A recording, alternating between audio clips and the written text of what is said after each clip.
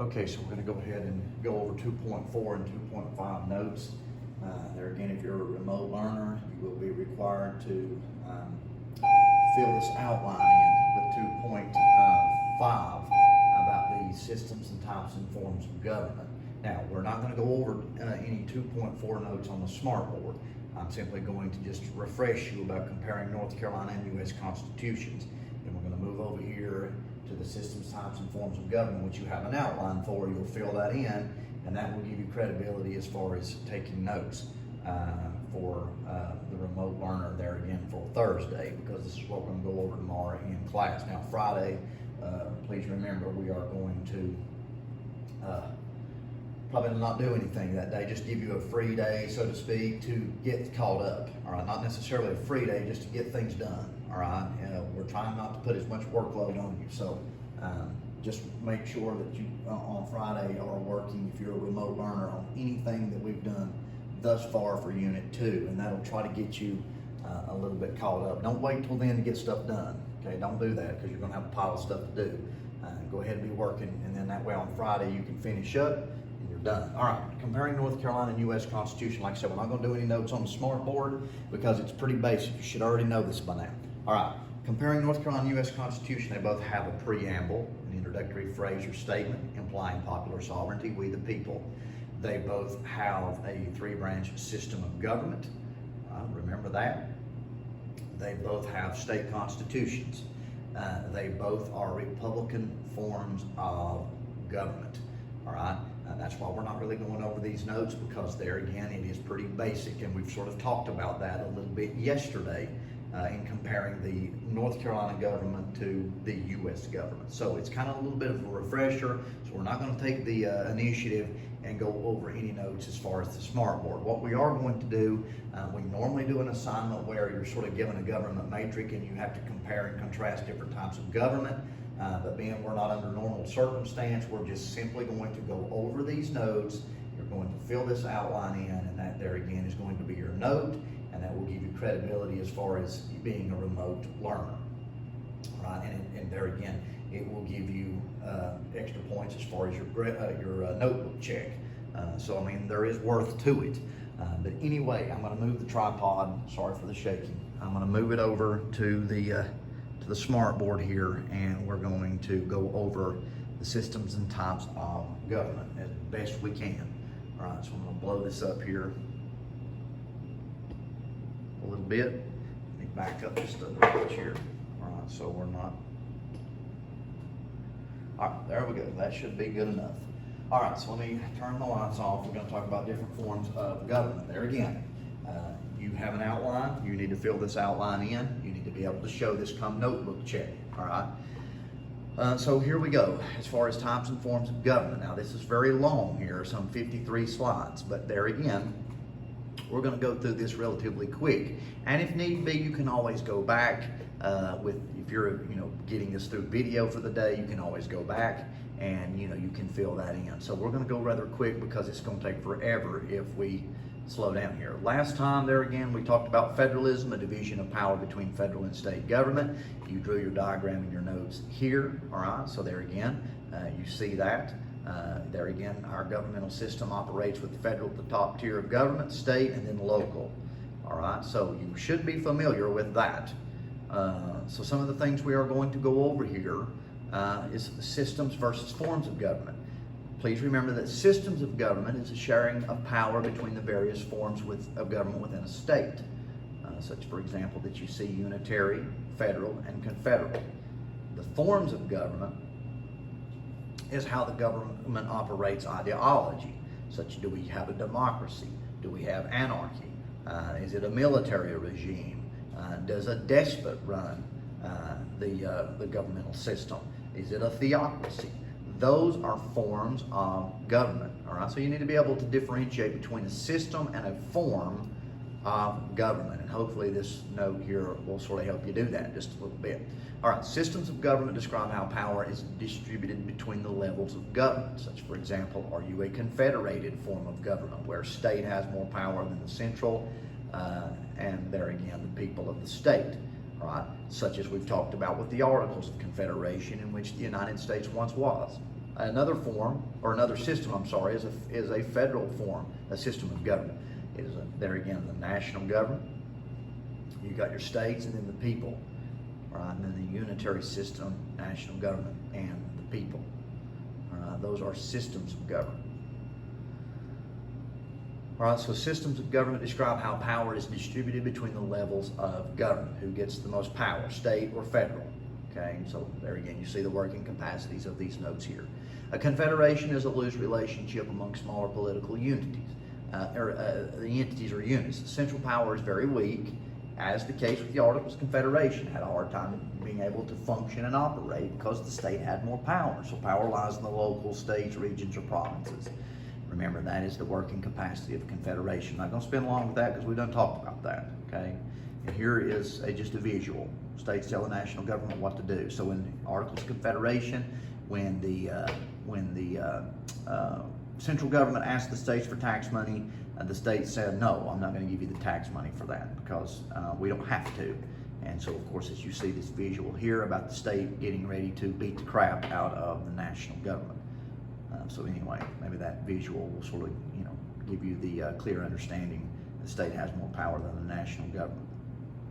Confederation, loose relationship among smaller political units.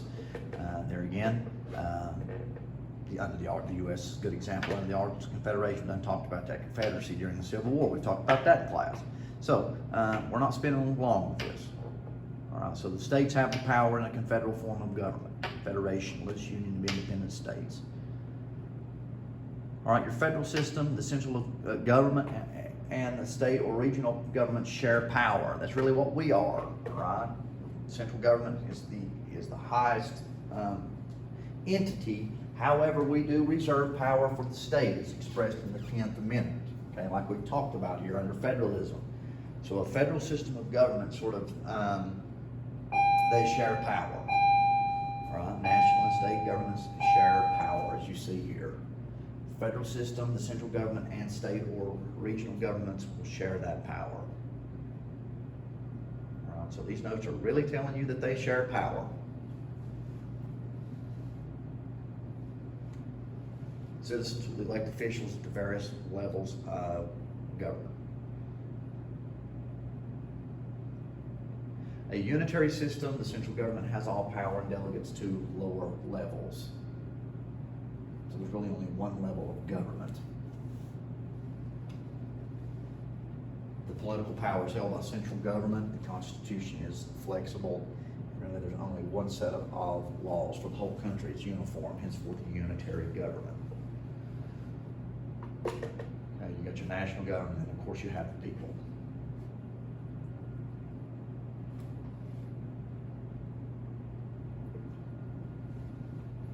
So in their constitution places all governmental power in one system. As you see here, the unitary national government controls lower levels such as education, land use, welfare, funding of local government activities. That's not the way we operate. There again, the federal government in our system, the federal government, has a certain amount of power. The state has power. The sharing of that power is referred to as a concurrent, and you have your local government. So it is much different than a unitary system. A parliamentary system is not about power between the different levels, but about choosing the executive for the national government. Parliamentary system, the executive, prime minister, president chosen by the legislative body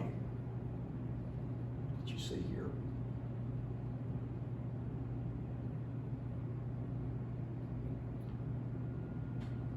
So there again, you see it's very different here as far as the presidential is concerned and Congress is concerned. The people do the voting to vote in congressional leaders and executive leaders. There again, the parliament, okay, the legislature, so to speak, or the people in Congress nominate legislative body, and then the president, so to speak, or prime minister. So there again, voters will nominate their legislative body, but the legislative body appoints the executive We don't do that. All right, we have the ability to vote for both executive and legislative. Prime Minister is a member of the Parliament. That's a little bit different. The Prime Minister also is part of the legislative branch. That's not the way we do it. All right, the executive branch is one particular branch, and the legislative is another. So it's a little bit different. They have the ability to sort of mix and mingle as far as the branches is concerned. So it is a little bit different.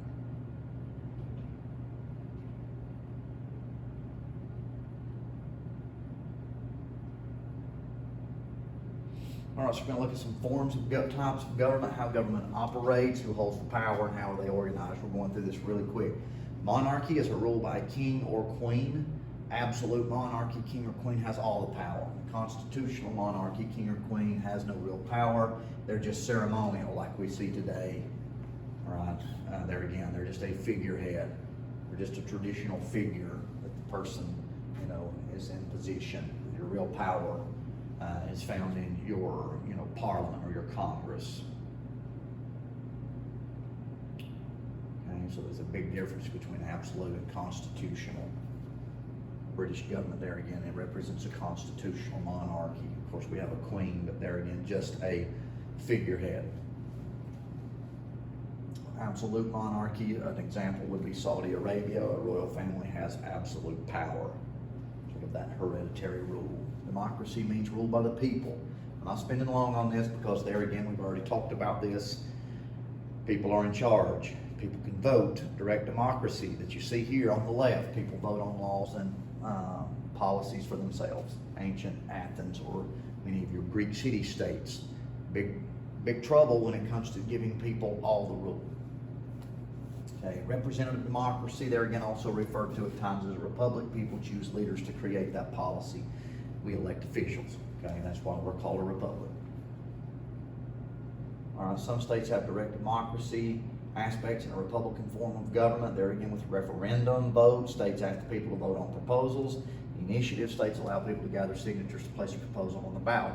So those are very direct democracy characteristics that we even incorporate in our Republican form of government.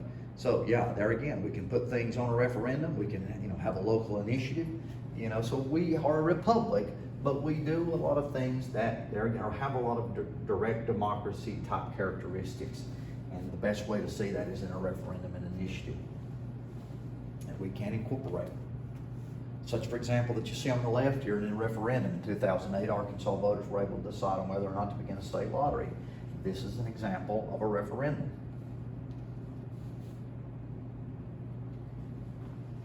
There again, an initiative is a vote to change an existing law. Such, for example, Florida amendment process proposed need 8% of the electorate to change. Initiative changes an existing law. Really, a referendums are a vote on a bill in hopes to become law. Socialism, government takes an active role in the economy, protecting citizens from businesses. They gained popularity during the Industrial Revolution, let the workers gain their share of wealth. So there's always been this capitalism versus socialism. In socialisms, governments usually take ownership or control of certain businesses. This is done to protect the people and the workers. Communism, there is still a private business and property. All right, these are some examples of socialistic countries. There again, it's not necessarily individualized, it's more state looked at. It's not what you can do for yourself as an individual, but it's how that you can help contribute to the state, okay, or the country, let's put it that way. All right, communism, political, social, economic ideology of common ownership of means of production. A good example of communist regime is found in 1917 when Russia pulls out of World War I under the Russian Revolution, and Vladimir Lenin communizes Russia, and they would stay as Soviet Russia from 1917 to the collapse of communism in 1990. But of course, there's still very communistic roots in Russia to this day. revolutions would take place to take control and share all property and business. Most communistic countries would lead to dictatorship, as you see here. When Vladimir Lenin passes, Joseph Stalin would take over. Many would even say that he was as, if not more cruel than Adolf Hitler. And of course, when Stalin dies, Nikita Khrushchev will take over. So a lot of oppression when it comes to communism. It's about what you can do and how you can contribute to the state, not necessarily yourself. Dictators control all aspects of life. There again, the fall of communism ended the Soviet Union, and it was the end of the Cold War period and the end of communism in general. But there are countries with communist governments today, such as China, Cuba, North Korea, Vietnam, and Laos. An oligarchy. A lot of people would argue that the United States is more likened to an oligarchy. It's not a debate whether republic or democracy, but is it republic or an oligarchy? That's, fair enough. Oligarchies ruled by a small, wealthy group. I mean, you take into consideration in the United States, I mean, look how many, the Bush, the Clintons, I mean, they're small groups, but they're always in political power. And so you could make a major play that the United States is like an oligarchy. Most of the time it's royal families, rich elite, political parties. There again, that's always in those particular positions. I mean, Trump is not necessarily a political elite or come from a political family, but he is a whole lot of that. So there again, we could make a viable argument that we are likened to an oligarchy, and I think that would be a pretty fair connection. Is the United States controlled by an oligarchy of elitists at one point in time? Absolutely. I mean, you see here, two of these, of course, are Bushes. So it is very viable that we could, make that argument. Autocracies ruled by one, very simple, auto meaning one, rule of one. Autocracies can also be referred to as dictatorships and absolute monarchies. Fidel Castro, Kim Jong-un is some of your notables here as far as, I don't know the name of this individual here. Which system of government shares power between central and regional government? There again, that's the federal system. Which system of government does the central government hold all the power delegate to the local levels? That's unitary. Which system of government do the local states hold all the power of the weak central government? That's confederate.